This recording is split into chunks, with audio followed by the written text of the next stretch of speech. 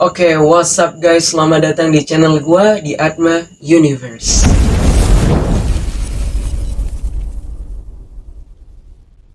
Jadi ini adalah video pertama gua, ini adalah konten pertama gua ya guys ya. Dan konten gua ini nggak muluk-muluk, gue cuma mau bahas lagu. Pernah nggak sih misalnya lu lagi ngerjain tugas atau lu lagi berkendara, entah lu naik sepeda, motor, mobil, pesawat, bahkan tank gitu ya guys ya. Nah, tiba-tiba mulut lu itu gerak sendiri gitu. Ya maksud gue bukan kelainan pada mulut, bukan. Maksud gue nyanyi gitu. Dan lagu yang keluar dari mulut kita itu acak gitu, random. Cuma dari situ, apapun yang kita kerjakan saat itu kayak lebih santai gitu, lebih nyaman, pokoknya lebih enjoy gitu. Nah dari situlah guys, gue belajar bahwa lagu itu bisa membuat mood orang yang awalnya baik itu jadi lebih baik. Dan bukan hanya itu ya guys ya, gue juga pernah dengar quotes, intinya bilang kayak gini: ketika Anda bernyanyi dalam keadaan senang, Anda menyanyikan sebuah lirik. Namun ketika Anda bernyanyi dalam keadaan sedih, Anda memaknai sebuah lirik. Nah dari situlah guys, gue kayak tersadarkan gitu bahwa lagu yang diciptakan oleh musisi itu pasti punya cerita dan latar belakang tersendiri, yang di dalamnya itu pasti ada pelajaran dan makna yang bisa kita ambil gitu. Karena konsepnya gini guys, kita nggak punya banyak waktu untuk mengulangi kesalahan yang sama gitu. Ya apa salahnya kita belajar dari kesalahan orang lain gitu. Ya dalam hal ini gue mau belajarnya dari lagu gitu, karena kebetulan gue suka sama lagu ya guys, gue suka denger lagu gitu. Ya terlepas lagunya itu bersifat tentang perjuangan hidup atau kerohanian, bahkan kebucinan gitu, intinya ada loh hal yang bisa kita ambil gitu, hal yang bisa kita jadikan pelajaran buat kehidupan kita. Jadi guys, langsung aja tanpa banyak bacot lagi, kita bakal bahas lagu yang pertama kali kita bahas di konten ini, lagunya Anji, Dia. Oke, lagu ini dirilis pada tahun 2016. Lagu ini dinyanyikan oleh Anji. Lagu ini diciptakan oleh Freddy yang merupakan teman sekaligus rekan kerjanya Anji. Lagu ini pernah berada di posisi pertama iTunes. Buat kalian yang nggak tahu apa itu iTunes, ya sebenarnya gue juga nggak tahu, cuma gue mencari tahu bahwa iTunes itu semacam digital platform yang menyajikan peringkat atau urutan lagu yang terpopuler secara real time gitu. Jadi intinya pada saat itu di tahun 2016 itu ya guys ya, lagunya Anji ini paling sering didengarkan oleh warga plus 62 gitu ya guys ya. Dalam wawancaranya Anji bilang bahwa dia di dalam lagu ini itu bisa jadi siapa saja guys. Bisa jadi teman, pasangan, sahabat dekat, keluarga dan lain sebagainya.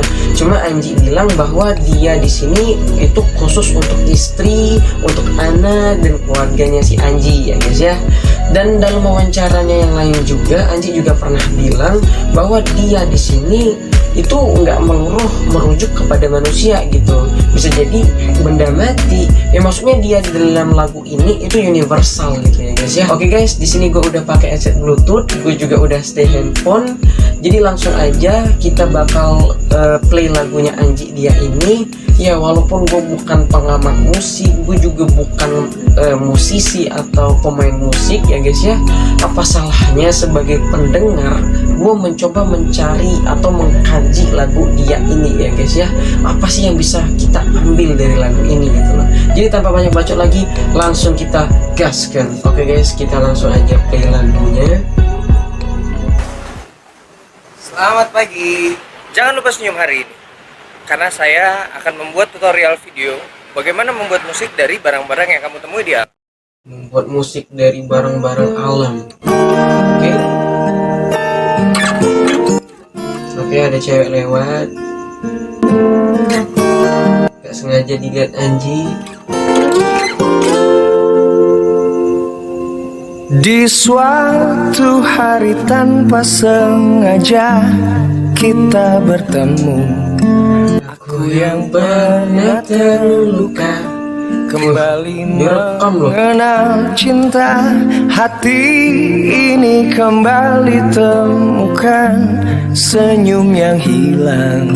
Semua itu karena dia. Oke, kita stop bentar ya guys ya.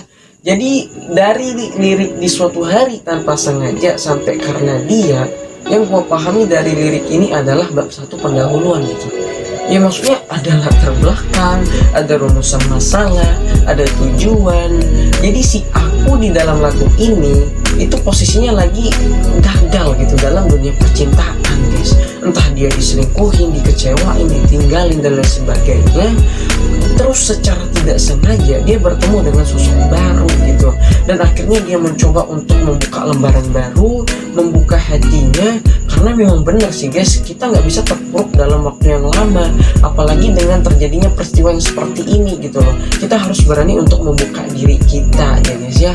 Oke guys, kita next. Oh Tuhan, ku cinta dia, ku sayang dia, rindu dia, inginkan dia. Wih, ketemu lagi. Rasa cinta di Direkam hatiku lagi guys. hanya padanya, Oh, untuk dia. gambar si Anji si ceweknya. Aduh. Tadi 12 Januari loh yang cewek yang gambar di awal tadi. Sekarang 12 Februari, sebulan. Oke guys, kita stop bentar lagi. Jadi yang gue pahami dari lirik oh Tuhan sampai karena dia, ini adalah doa gitu. Doanya si aku kepada Tuhan gitu. Ya kenapa gue sebut doa? Sebenarnya dia tuh curhat gitu. Cuma curhatnya itu kepada Tuhan ya, makanya berdoa gitu guys ya. Jadi kali ini si aku ini itu benar-benar meminta kepada Tuhan gitu, bahwa dia benar-benar sayang dengan sosok yang baru dia temukan ini gitu. Dan dia nggak mau dikecewakan lagi gitu. Dan dia berharap inilah yang terakhir untuk dia gitu guys ya. Oke, sekarang kita next. Jauh waktu berjalan, kita lalui bersama. Betapa di setiap hari ku jatuh cinta padanya, dicintai oleh dia. Ada suara jantung gitu ya guys. Sempurna, semua itu karena dia. Oke, kita stop bentar. Jadi lirik dari jauh waktu berjalan sampai karena dia, yang gue pahami ini adalah jawaban atas permintaan atau doa yang telah dia minta sebelumnya gitu. Terbukti dari hari ke hari si aku di dalam lagu ini itu cintanya sama si B itu makin besar, begitu juga si B ini gitu. Ya si B itu sosok yang baru ditemukannya tadi ya guys ya. Jadi makin hari mereka berdua ini itu makin klop gitu. Ya kalau udah klop, udah saling cinta ya udah aman gitu ya guys ya. Oke guys, tadi kan kita udah bahas lirik di dalam lagu ini secara keseluruhan ya guys ya. Nah, cuma gue menemukan sesuatu yang menarik loh di dalam lagu ini. Jadi gini, si aku di dalam lagu ini kan gagal di dalam dunia percintaan gitu ya. Terus dia bertemu dengan sosok yang baru dan akhirnya membuka hatinya. Terus mereka saling mencintai dan hidup bahagia. Nah, pertanyaan gue, apakah semudah itu gitu? Apakah semudah itu lo melupakan mantan gitu? Semudah membalikan telapak tangan? Jujur guys, kalau melupakan mantan sebenarnya memang gampang ya guys ya. Yang sulit itu kenangan. Ibaratkan tangan ini mantan, ini tinggal bolak aja, tinggal balik ya guys ya, udah lupa. Tapi kalau ada kenangan, ini berasa 1 ton gitu, hampir nggak mungkin dibalik gitu. Nah apalagi hubungannya udah lama, bisa jadi udah 1 tahun, 2 tahun, 3 tahun, bahkan 5 tahun, bahkan ada yang 10 tahun gitu guys menjalin hubungan. Gue nggak tahu ya, kok bisa selangan itu loh. Tapi gue bodo amat, karena bukan itu loh yang mau gue tekenin. Yang mau gue tekenin adalah waktunya gitu. 1 tahun, 3 tahun, 5 tahun, sampai 10 tahun tadi itu bukanlah waktu yang singkat. Di dalamnya itu pasti ada kenangan. Mulai dari lo kecewa, lo marah, lo ketawa, lo seneng, lo gembira, lo baper, lo caper, lo kesel, lo ngambek, lo bemper, segala macem ya guys ya. Nah, apakah semudah itu melupakan mantan? Jadi wajar ya guys ya kalau orang itu butuh waktu untuk melupakan melupakan mantan, butuh healing, ya maksimal 1 tahun lah gitu ya guys ya. BTW, setiap orang itu memiliki cara yang berbeda-beda ya guys ya dalam hal melupakan mantan. Kalau cowok melupakan mantan itu menyibukkan dirinya dengan hobinya gitu, intinya kegiatan positif. Nah, tapi nggak menutup kemungkinan cewek melakukan hal yang sama ya guys ya. Tapi kalau cewek itu kebanyakan melupakan mantan, cuma gue nggak tahu ya guys ya ini benar atau enggak, cuma gue yakin ini benar gitu. Itu loh, pembakaran gitu, koyak-koyak gitu. Iya, maksud gue ngoyak-ngoyak foto, ngebakar barang-barang yang dikasih sama mantan. Ya entah itu boneka, baju, bahkan rumah mungkin dibakarnya juga gitu ya guys ya. Nah di sini gue mau nanya gitu, apakah dengan melakukan cara yang seperti itu lo lupa sama mantan? Kan enggak gitu, justru lo jadi keinget-inget sama momen dimana lo mendapatkan tuh barang gitu. Misalnya lo lagi ngebakar boneka ya, ini tong gitu ya, lo masukin boneka abis itu lo bakar. Ya secara nggak sengaja lo ngeratapin tuh boneka gitu ya. Memang mata lo ngeratapin boneka, tapi mata batin lo, ya maksud gua hati lo gitu ya guys ya, itu ngelihat kenangan gitu. Ya bisa jadi di saat lu ulang tahun, di saat nggak ada yang merayakan ulang tahun lu, dia satu-satunya orang yang merayakan ulang tahun lu dengan ngasih lu boneka gitu. Atau enggak di saat lu menghadapi fase sulit dalam hidup lu, di saat lu butuh someone untuk cerita, terus dia ada buat lu, ngajak lu jalan-jalan dan ngajakin lu foto gitu. Nah maksud gua itu adalah hal yang sulit buat dilupakan gitu guys. Sebenarnya kalau kalian mau bakar-bakar atau koyak-koyak, jangan bakar barang pemberian mantan kalian gitu guys. Itu dibeli bukan pakai daun, itu dibeli pakai keringat gitu. Kalau kalian mau benar-benar mau bakar-bakar, mau koyak-koyak, bakarlah otak kalian gitu, koyaklah otak kalian gitu. Ya maksud gue bukan beneran bakar otak pakai bensin, bukan itu maksudnya. Ya maksud gue resetlah otak kalian, karena ketika kalian udah mereset otak kalian, mau 1000 foto dipajang di kamar kalian itu bodoh amat gitu guys. Jadi nggak masalah gitu. Hal yang mau gue sampaikan di sini adalah jangan lupain mantan, karena sekuat apapun Anda mereset mantan, itu ujung-ujungnya pasti keinget lagi. Bahkan ketika lo udah nikah, lo punya istri, lo punya suami, atau lo punya anak, lo pasti keinget-inget sama mantan. Ya walaupun kenangannya nggak seberapa, pasti ingat gitu.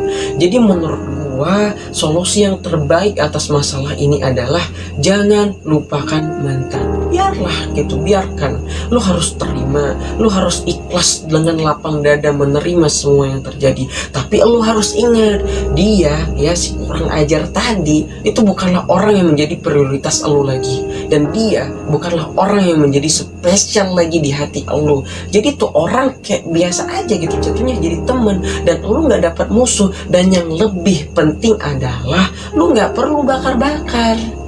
Mending daripada bakar-bakar, kasih tuh barang ke gua dah, ntar gua kasih ke panti asuhan, pokoknya ke orang yang lebih membutuhkan, kan lebih berfaedah. Terakhir, hal yang gua pelajarin dari lagu ini adalah ketika kita gagal di dalam dunia percintaan, bukan berarti kita gagal di dalam kehidupan. Dalam artian kita udah sayang, kita udah cinta, terus dia nyakitin dan tiba-tiba menghilang. Ya memang seakan-akan dunia saat itu memang benar-benar hancur, gak ada gunanya lagi, mending gua mati aja gitu. Jangan guys, jangan. Itu adalah pikiran yang salah, itu adalah persepsi yang benar-benar keliru. Ya walaupun berat, ya memang berat gitu guys ya, cuma kita harus yakin sama Tuhan bahwa Tuhan gak mungkin memberikan cobaan atau ujian di luar kemampuan hambanya. Jadi menurut gua saat ini yang harus kita lakukan adalah banyak-banyak sabar, banyak-banyak berpikir positif, dan yakinlah bahwa badai, sehebat-hebatnya badai, itu pasti berlalu. Contohnya di dalam lagu ini guys, kita nggak usah jauh-jauh cari contoh. Jadi kan si aku tadi kan gagal di dalam dunia percintaan, entah dia diselingkuhin dan sebagainya, tadi itu sakit guys. Cuma Tuhan berkehendak lain gitu. Tuhan mempunyai skenario tersendiri buat kita. Terbukti dia mendapatkan sosok yang baru, dipertemukan sosok yang mungkin 3 kali lebih baik daripada sosok sebelumnya. Oke guys, itu aja yang bisa gue sampaikan. Gue minta maaf apabila ada kesalahan, baik dari segi penyampaian, materi, atau penyajian gue yang apa adanya ini. Dan jangan lupa kasih like, komen, dan subscribe, karena gue bener-bener butuh banget dukungan dari kalian. Dan siapa tahu dari tangan-tangan kalian yang mau subscribe channel ini bisa membuat channel ini berkembang dan akhirnya menebar kebermanfaatan yang lebih luas. Oke guys, gue Atma, thanks for watching. Goodbye.